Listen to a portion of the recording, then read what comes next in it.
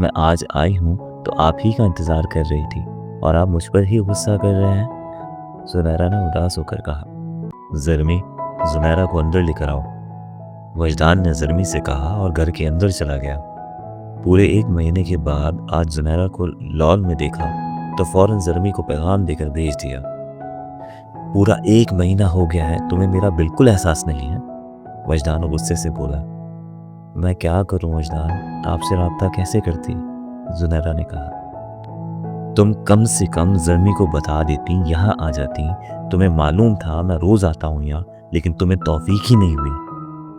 आपको मालूम है मुझे बाहर आने की इजाज़त नहीं है और ना ही मेरे पास मोबाइल है। जब से अम्मी को पता लगा है मोबाइल का, मेरे लिए मुश्किल बहुत हो गई है, आपको एहसास नहीं है। मैं आज आई हूँ तो आप ही का इंतज़ार कर रही थी और आप मुझ पर ही गुस्सा कर रहे हैं। ज़ुनैरा ने उदास होकर कहा। अच्छा ठीक है, पर ज़ुनैरा मुझसे रहा नहीं जाता तुमसे दूर। वजदान ने बेबस होकर कहा। मैं क्या कर सकती हूँ वजदान, मैं खुद आपको हर पल याद करती रहती हूँ। आप तो यूनिवर्सिटी जाते हैं, दोस्त भी हैं।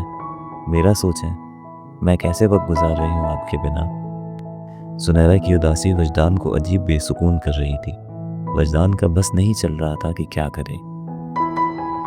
अच्छा तुम एक काम करो, कल आ सकती हो? वजदान ने कुछ सोचते हुए कहा। हाँ, कोशिश करूंगी कि अब रोज़ थोड़ी देर बाहर आ जाया करूं। तुम कल आ जाना, मैं तुम्हें मोबाइल ला कर दूंगा। वजदान ने कहा। नहीं वजदान, अम्मी को पता लग गया तो मेरे साथ न जाने क्या करें। आप ऐसा ना करें, ज़ुनैरा ने परेशान होते हुए कहा। तुम छुपा कर रख लेना, लेकिन मना मत करो। इससे रोज़ बात तो हो ही जाएगी। यकीन करो, मैंने 1 महीना जिस अजियत में गुजारा है, मैं नहीं चाहता आगे ऐसा हो। अच्छा ठीक है वजदान, मैं आ जाऊंगी। अब मैं जाती हूँ। ज़ुनैरा चली गई। वजदान दोबारा नॉर्मल हो गया। हंसना, मुस्कुराना, दोस्तों के साथ घूमना, सब पहले जैसे ही शुरू हो गया। रबिया से वैसे तो सब ठीक था, दोस्ती चल रही थी, लेकिन वजदान रबिया से आंखें नहीं मिला पाता था।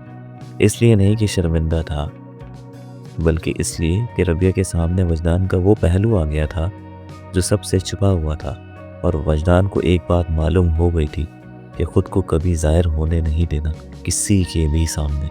वजदान के बारे में सबको यही मालूम था कि एक ऐसा लड़का है जो मोहब्बत के चक्कर में नहीं आ सकता, इसको बस दूसरों के जज्बात से खेलना आता है।